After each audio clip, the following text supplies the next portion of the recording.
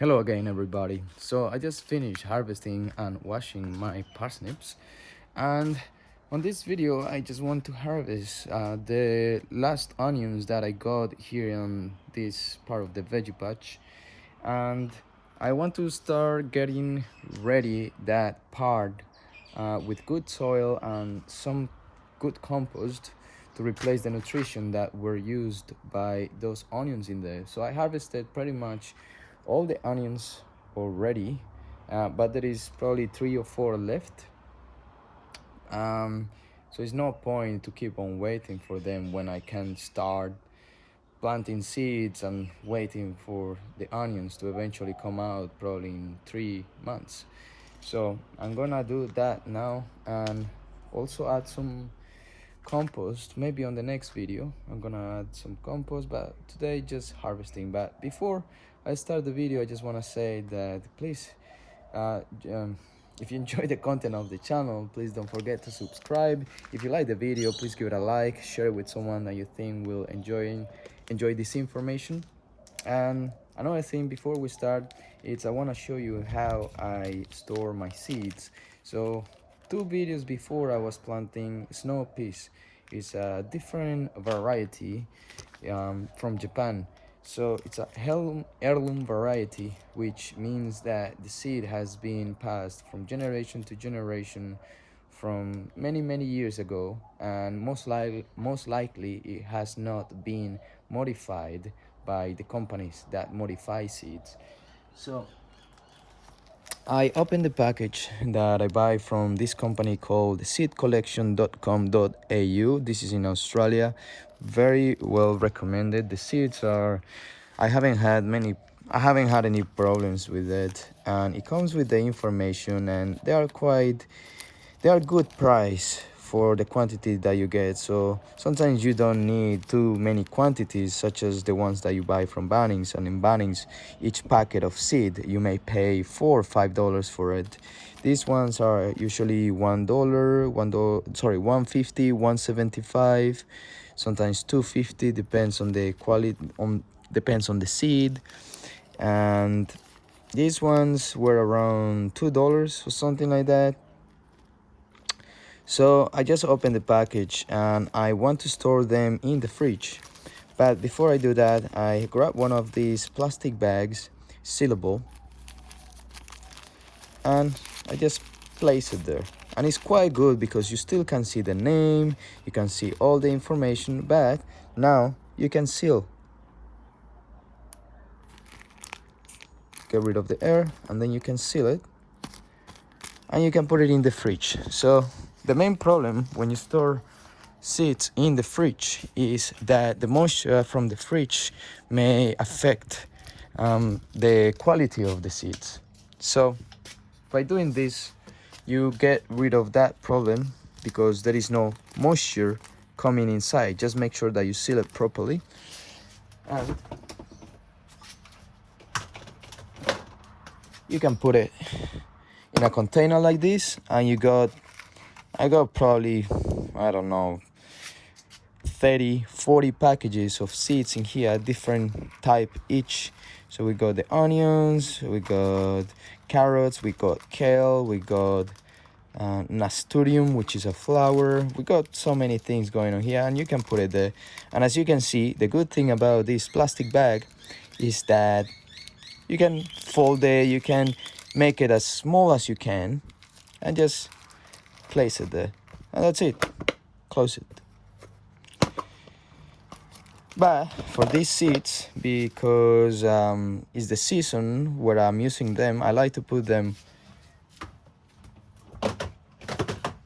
next to that container. So I'm just gonna, just give me a minute, I'm just gonna place it here with the other seeds that I plant in this season and just leave it there.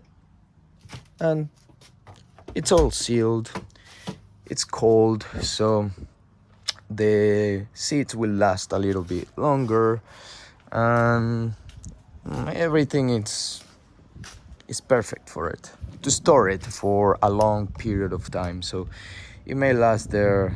So some seeds, I don't know much about how long they will be stored, and you'll be able to sprout it eventually, but probably probably 1 or 2 years, even longer, I will say so, if they are stored properly and sealed. So I like to do the best that I can to store seeds, and that's my way. Now, let's move on to the topic of today, which is harvesting some of these onions. We got some onions here, which have been growing for a long, too long. And now it's time for me to start planting new seeds. So I'm gonna get rid of these onions here. Some of them are not finishing developing, maybe too small.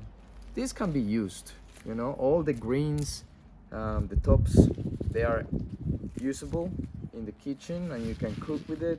So I may put them in my eggs tomorrow. I'm gonna make this, I'm gonna put that for the eggs as well. But first of all, I'm gonna get rid of the roots and put it on the compost, which is that. And gonna keep on harvesting whatever is there. We got some strange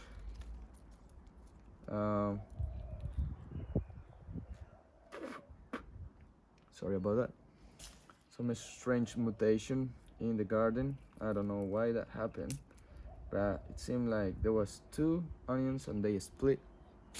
I mean 2 seeds and they came together for some reason. But you just get rid of the bad stuff, whatever is moldy, and then now you get a nice, very small, tiny onion that could be used as well in the kitchen. And we got pretty much nothing, so I just get rid. Actually, I could use the tops because they are like young tops, so it's like tasty. I don't know what's going on here. This is a weird mutation as well. I don't know if this can be used. I can't be bothered using something that looks strange and wet and weird. Maybe this part is okay.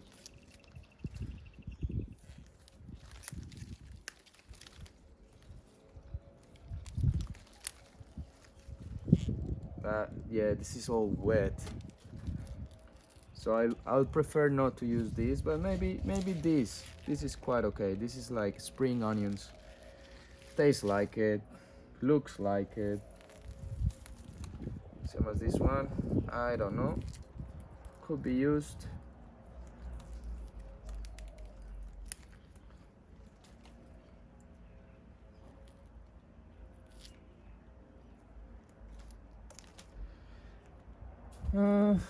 So there's nothing left in here.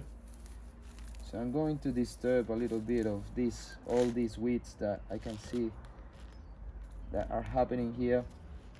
So I'm going to prepare a little bit the soil that way.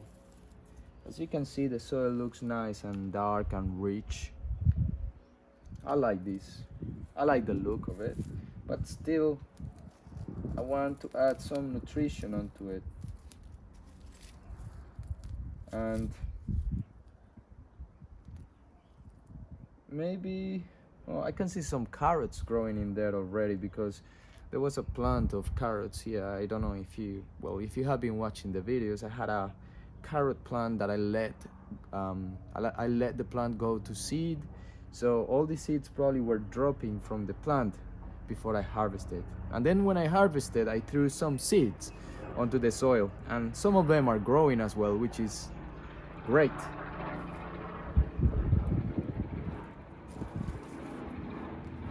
Now the next generation of carrots that I will be growing here are from that plant that grew here in this garden. So they say that this is beneficial because that seed is used to this type of soil, so they are more prepared to grow in that soil. So it's a good thing. Unfortunately for these seeds, I have to remove them. As good as they look and as good as they are growing, I can see the pod of it. So I don't know if you can see, but this is the pod of the carrots. And unfortunately, yeah, this spot is gonna be only for onions. So yeah, get rid of as much weeds as you can.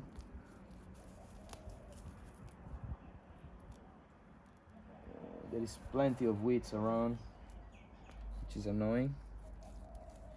And now I need to have the soil as clean as I can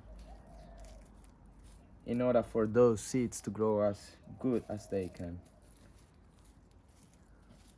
So I'm gonna throw those weeds there.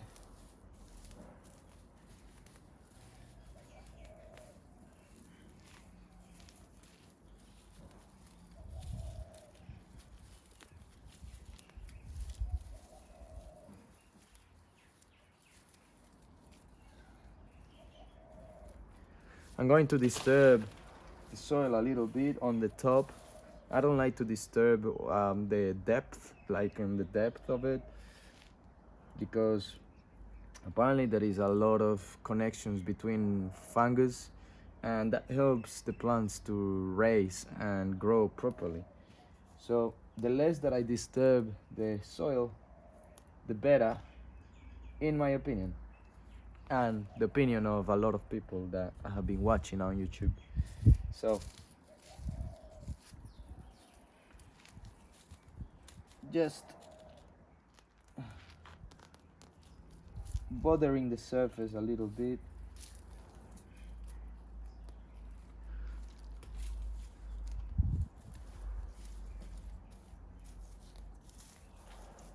And you know what?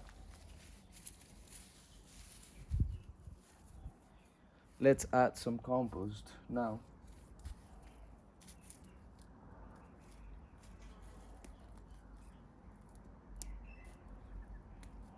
We got another wolf spider here. I don't know if you can see it there. Wolf spiders are pretty common here in my garden. They seem to be scared of you. They just run away.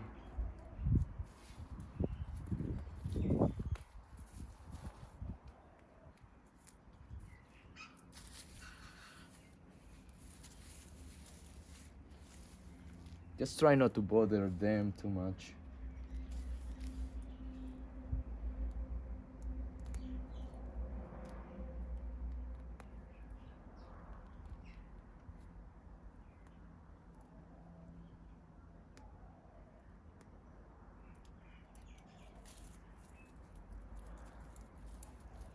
Alright, I think I did a pretty good job here now.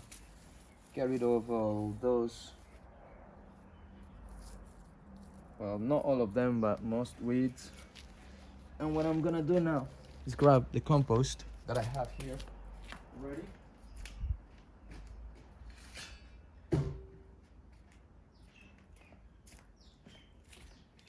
But I am going to use the one that is already filtered, and it's very fine and full of perlites.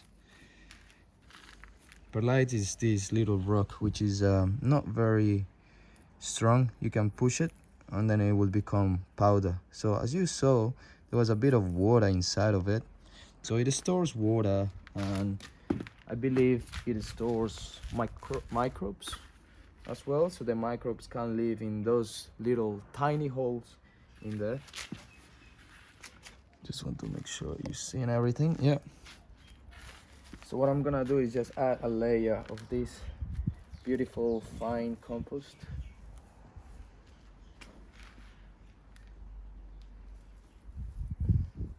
These are actually worm castings, I think. Or maybe no, I can't remember. But never mind. It's good for the soil anyway.